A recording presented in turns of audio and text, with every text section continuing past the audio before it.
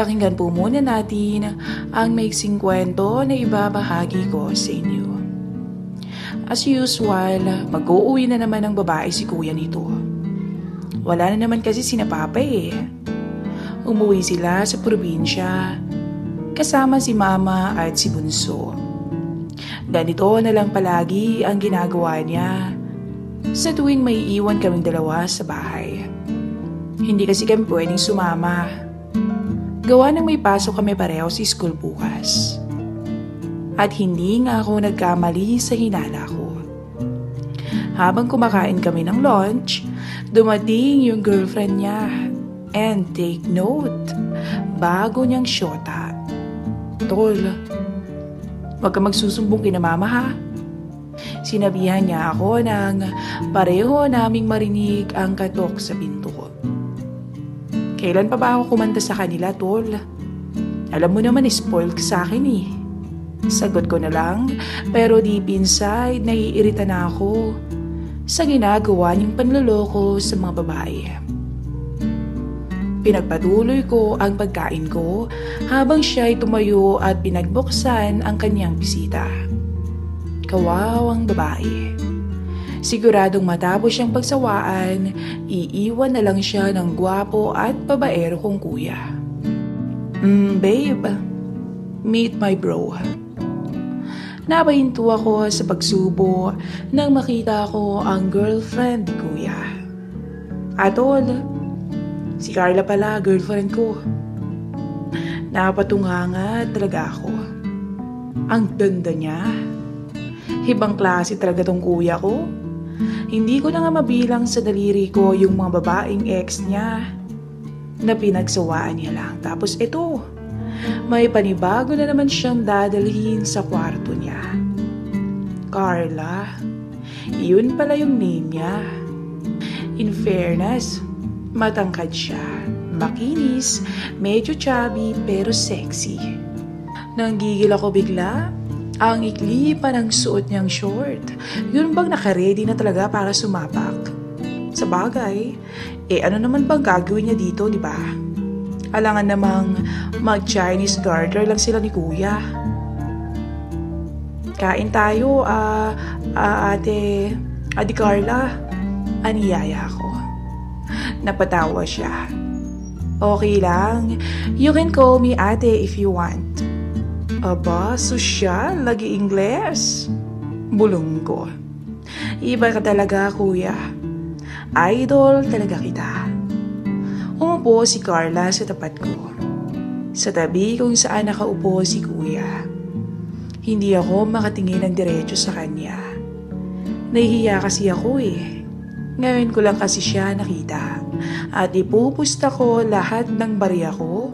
Siya talaga yung pinakamagandang pinakilala sa akin ni kuya. Nagulat naman ako sa kanya. Bigla na lang siyang tumawa ng malakas.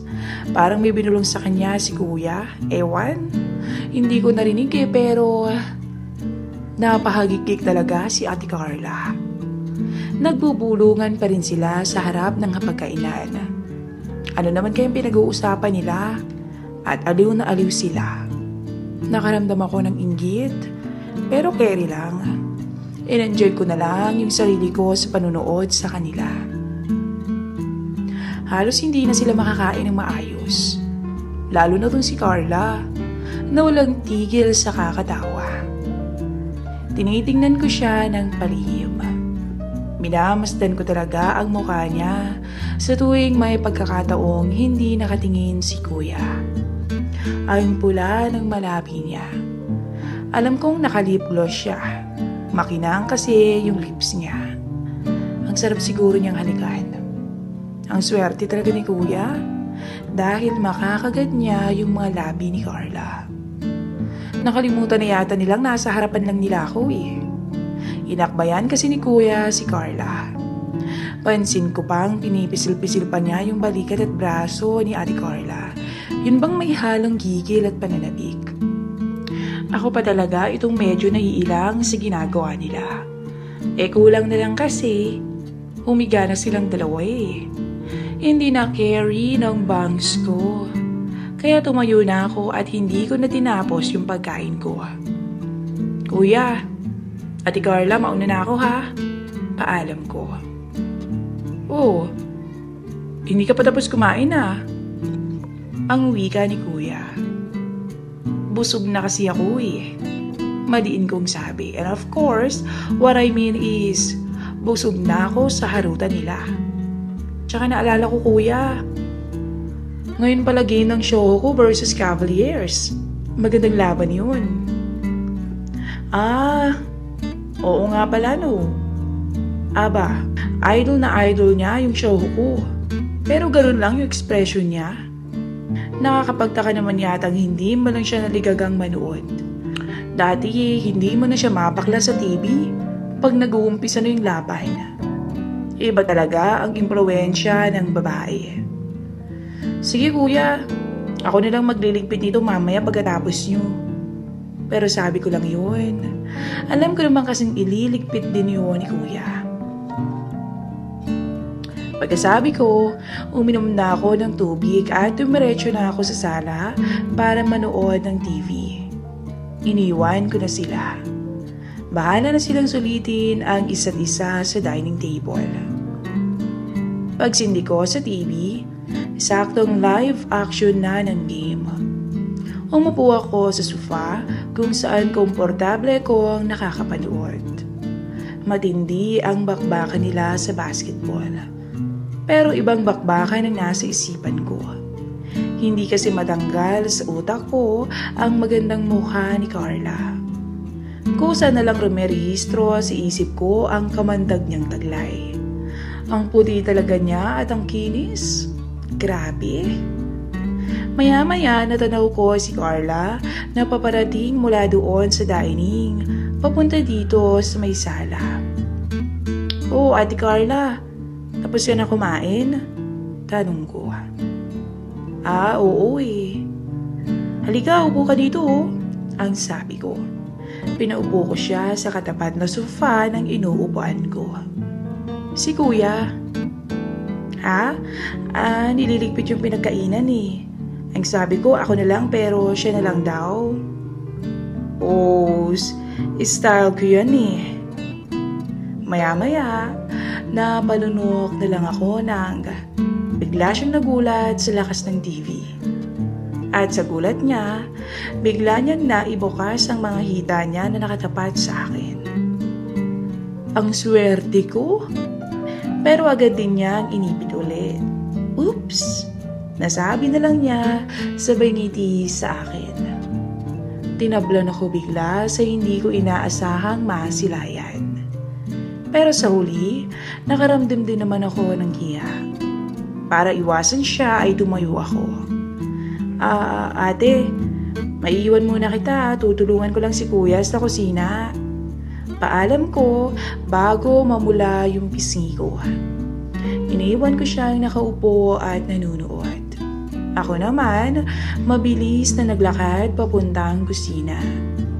Magkahalong uhaw at kaba sa sarili ang nararamdaman ko.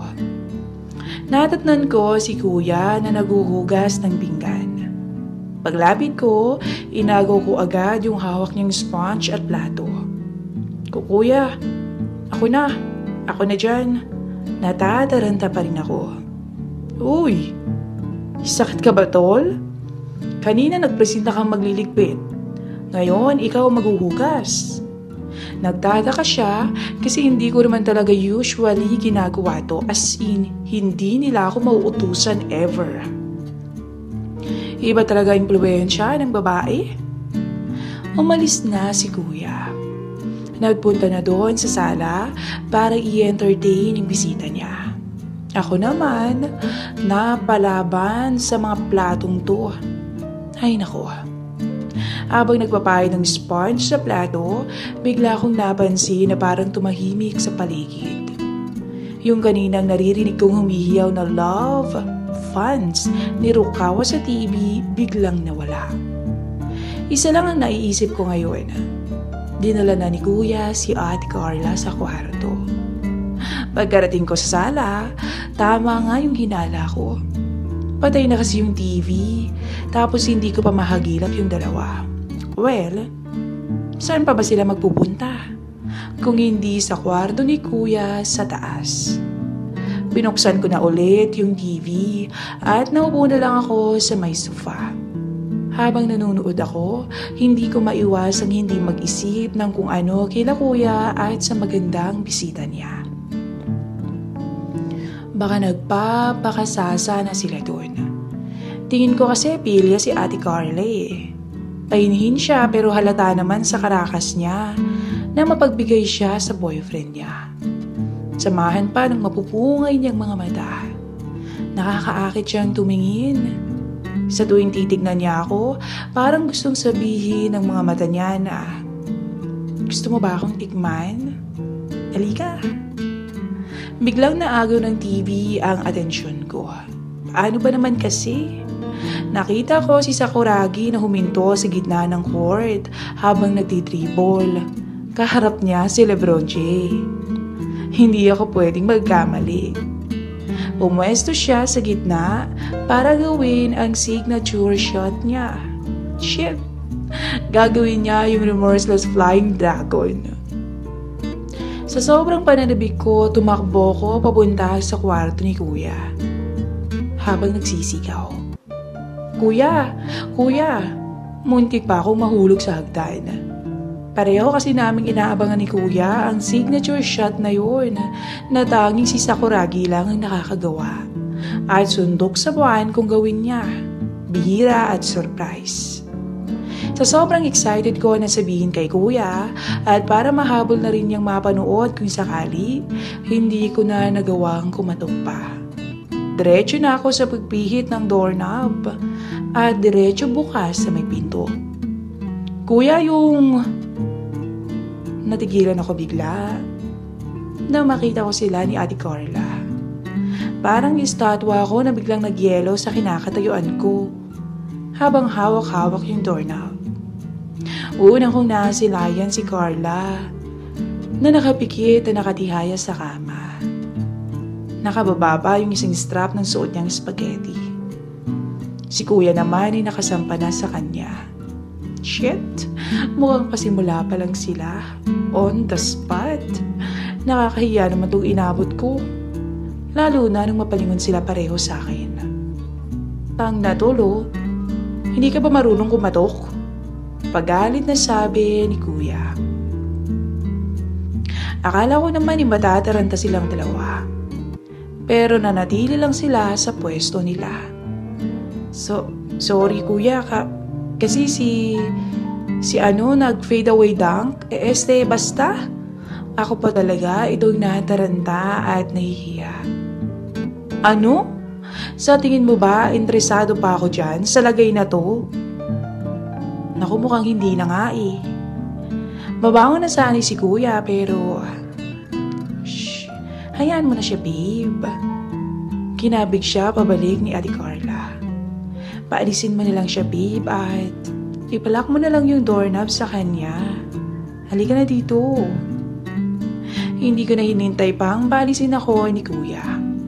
Ako na mismo ang naglock sa pinto at hinila pasara. Nangangatog pa rin ang tuhod ko sa nasaksihan ko. Bumaba na lang ulit ako sa sala. Nawalan na rin ako ng ganang manood. Kaya naman pinatay ko na lang yung TV. Lumabas na lang ako ng bahay at nagyosi sa may terrace. Naiirita ako. Kainis. Nagpapakasaya yung dalawa sa loob habang ako heto. Parang gwardiya na nagbabantay sa labas ng bahay. Nakakainip. Segundo, minuto, oras na ang lumipas pero tahimik pa rin ang bahay. Nakakailang sigarilyo na rin ako pero mukhang hindi pa rin sila nagsasawa. Pagtingin ko sa relos ko, 5:30 na. Mukhang hindi na rin interesado si Kuya na magsaing, kaya ako na lang. Pagpasok ko sa bahay, dumiretso ako sa kusina. Napatanaw pa ako sa taas ng hagdan nang madaanan ko to. Sinulit talaga nila yung oras at pagkakataon na. Hinahanap ko yung rice cooker nang biglang bumukas ang pinto sa banyo. Si Ate Carla ang nakita kong lumabas. Nagtitili siya at nagtatatalon. Oh, nangyari ate? Mabilis siyang lumapit sa akin nang makita niya ako. Ibis, nagtago pa talaga siya sa likod ko. Ilang sandali lang, may lumabas na ibis sa CR. At nang makita ito ni Ate Carla, bigla siyang tumalon sa akin. Mabilis ko siyang hinarap para salubungin ang pagtalon niya. Nagkayakapan tuloy kami. Nag-init yung magkabilaan kong tenga habang yakap ang girlfriend ni Kuya. Ang mga kamay ko ay nakagapos sa katawan niya, habang ang mga kamay niya ay nakapatong sa magkabila kong balikat. Amoy na amoy ko siya. Ang bango niya. Nakakagising ng diwa yung gamit niyang babango. Parang ayaw ko nang bumitaw. Parang gusto ko na siyang sunggaban. Takot ka pala sa ibis? Maling tanong ko nang wala ng ibis. Kumalas tuloy siya sa akin. Takot agad? Hindi ba pwedeng nandidiri lang? Pagsusungit niya at saka bumalik na sa banyo.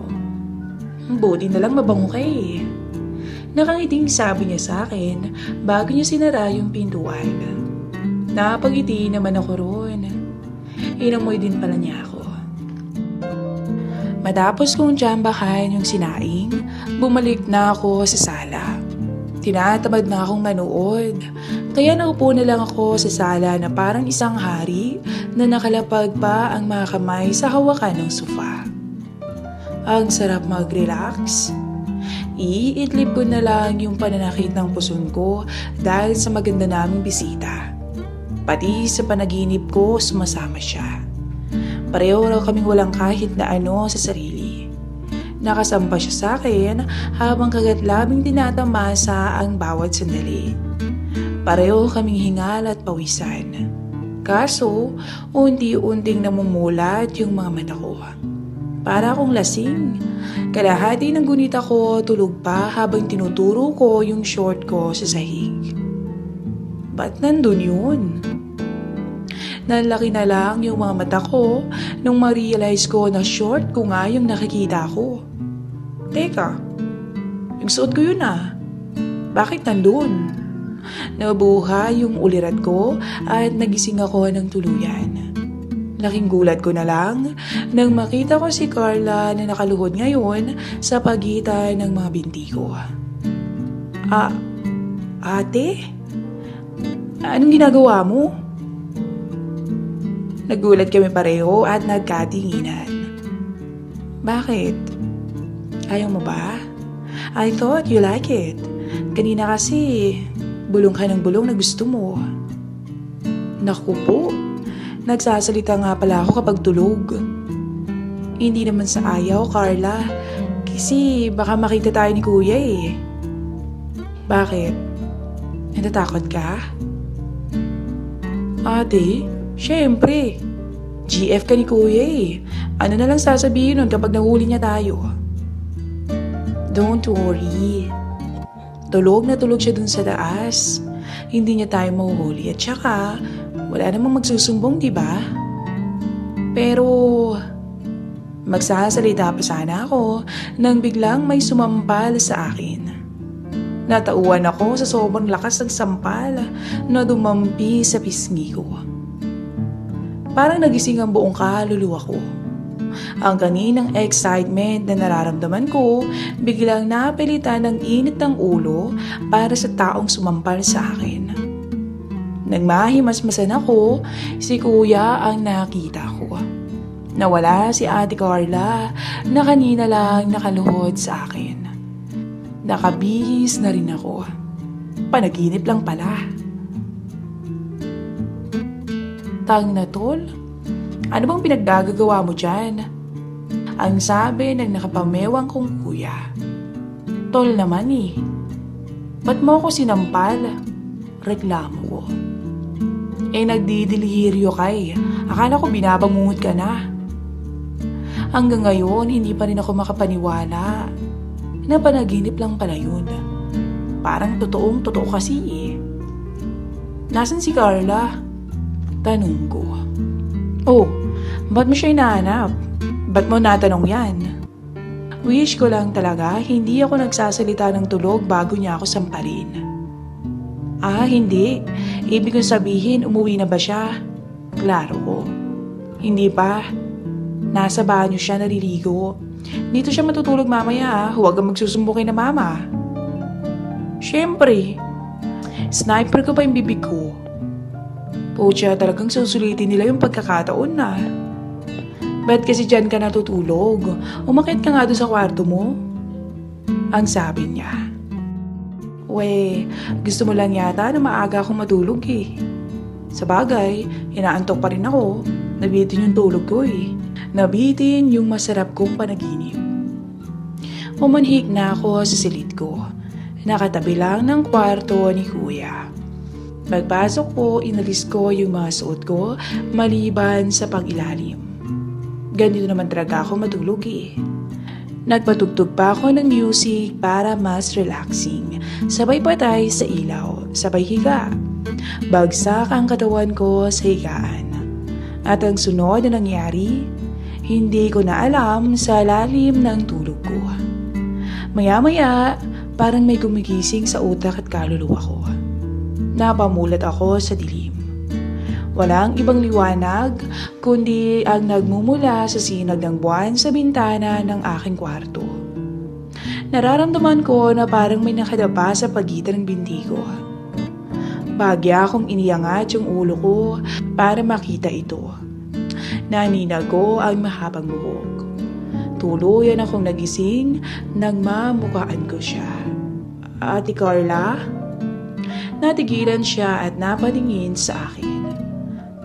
Anong ginagawa mo dito? At ano pang ginagawa mo ha? Sigurado kong hindi ito panaginip. Totoong-totoo kong nakikita ang magandang girlfriend ni Kuya. Nakaramdam kasi ako ng kaba nang makabalik na ako sa senses ko. Imbis na sumagot, isang tanong ang binato niya sa akin. Bakit? Ayaw mo ba? Bulong niya. Lalo akong kinabahan. Paano ba naman, ang girlfriend ng kapatid ko ay nasa kwarto ko. Tinulugan kasi ako ng kuya mo eh. Bitin tuloy, kaya ikaw yung unang pumasok sa isip ko. Paliwanag niya. Ano? Dahil lang doon gagawin mo to sa boyfriend mo? Sa kuya ko? Bakit? Sa tingin mo ba hindi nagtataksil ang kuya mo sa akin? Alam kong playboy ang kuya mo, no? Alam kong hindi naman niya ako siniseryoso. At ganoon din ako sa kanya. Para sa akin, libangan ko lang ang kuya mo. Talaga nga naman, no? Naggagamitan lang pala sila. At ngayong walang silbi ang kuya ko, naghahanap na siya ng ibang malalaro. Alam ko namang gusto mo rin, di ba? Tsaka, hindi naman malalaman ng kuya mo to eh. Pag natulog yun, parang mantika. Pero nasa kabilang kwarto lang si kuya eh.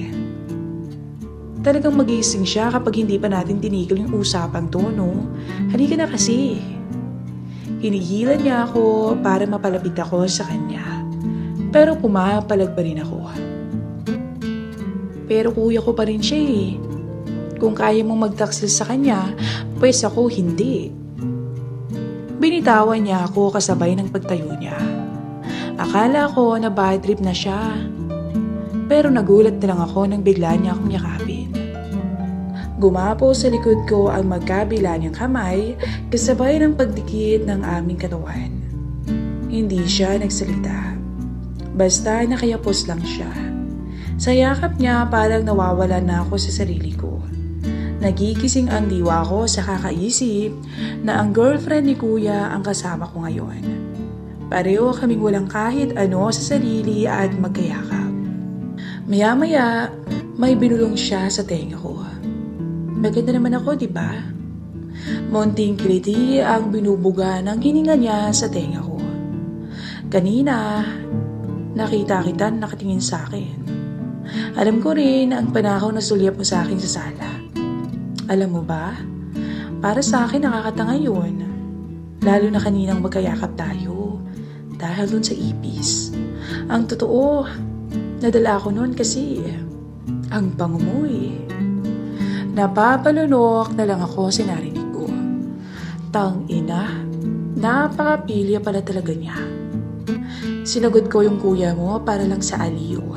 Hindi ko naman talaga siya mahal eh. Nagwapuhan lang ako sa kanya. Pero buhat kanina nung una kitang makita, mas nagwagwapuhan ako sa'yo. Tapos kanina habang sinusulit ako ng kuya mo, ikaw ang laman ng utak ko. Ate, bakit mo ba sinasabi sa akin to? Kumalas siya at nakipagtitigan sa akin. Alam mo, sa buong buhay ko, pinaglalaroan ko lang ang mga lalaki. Matapos ko silang makakatabi, nakikipag-break na ako. Pero ikaw, na love at first sight yata ako sa iyo eh. Alam mo yung basta ka nilang tinamaan sa isang tao. Hindi ako naniniwala sa pag-ibig pero mahal na ata kita. Nabibigla ako sa mga sinasabi niya sa akin. Halos hindi talaga ako makapaniwala. Isa lang ba to sa mga taktika niya sa lalaki o talagang buong puso siyang nandiligaw sa mga oras na to? Ako naman hindi makapagsalita dahil hindi ko mahagilap sa utak ko kung ano yung isasagot ko. Muli siyang yumapo sa akin at ang sumunod niyang binulong ang nagkumbinse sa akin na patulad siya. Tang na naman huwag mo namang ipatama sa akin na ikaw ang karma ko. Kahit ngayong gabi lang, hayaan mo kung mahalin kita. Parang nagyelo ko sa kinakatayuan ko habang yakap ko si Carla. Bigla naman akong nakiliti nang simsimin niya ang balikat ko. Hindi na ako pumalag pa. Hinayaan ko na lang siya sa gusto niyang gawin. Naglakbay pa ang labi niya sa leeg ko kasabay ng paglaganap ng kuryente na unti-unting kumigising sa aking pagkatao. Kinapit ko siya. Hinawakan ko yung magkabila niyang braso at itinayo ko siya. Pinauikot ko siya at pinaharap sa higaan. Napayo ko siya at napatukod pa ang mga kamay niya sa kama. Halos mapasigaw siya nang maramdaman ang pag-iisa naming dalawa. Napatingala na lang si Carla sa tindi ng tinatamasa. Habang ako naman ay hingal na hingal at nakatakip ang kamay ko sa bibig niya. Parehas kaming pawisan at walang humpay na sinulit ang gabi yun. Inabot kami ng ilang minuto nang marating namin ang ruro. Talagang sinulit namin ang gabi yun at aminado kung konti lang ang naging pahinga namin. Kinabukasan, nagising ako na hindi pa rin makapaniwala na may namagitan sa amin ni Ate Carla. At iyon na rin pala ang una at huli naming pagkikita. Pagkalabas ko kasi ng aking kwarto, wala na siya. Ang sabi sa akin ni Kuya, madaling araw pa lang ay nagpaalam na siyang umalis. Hindi ko man siya nakitang umalis. Sa isip ko parang nakikita ko ang mukha niya na nakangiti habang nagpapaalam sa akin. Pero ang mukha ni Kuya talaga ang hindi maipinta. O tol, ba't parang malungkot ka? Tanong ko sa kanya. Ngayon ko lang siya nakita na ganito kaseryoso. Tol, naranasan mo na bang magmahal? Yung for the first time in your life, tinamaan ka sa isang tao for a reason you definitely don't know. Tingin ko, seryoso talaga si Kuya. Kilala ko na siya eh. Lumalabas lang yung pagiging Inglesero niya kapag seryoso talaga siya. Anong ibig mo sabihin, tol? Tanong ko. Alam mo, sa dinami-dami ng mga babae inuwi ko dito sa bahay, ayun, si Carla. Siya pa lang ang minahal ko ng ganito. Sa kanya ko lang nararamdaman to. Oh, anong problema dun? Girlfriend mo naman siya, di ba? Yun na nga tol eh. Kasi kanina bago siya umalis, nakipag-break siya sa akin. Hindi ko alam kung bakit ako nasaktan sa dahilan niya.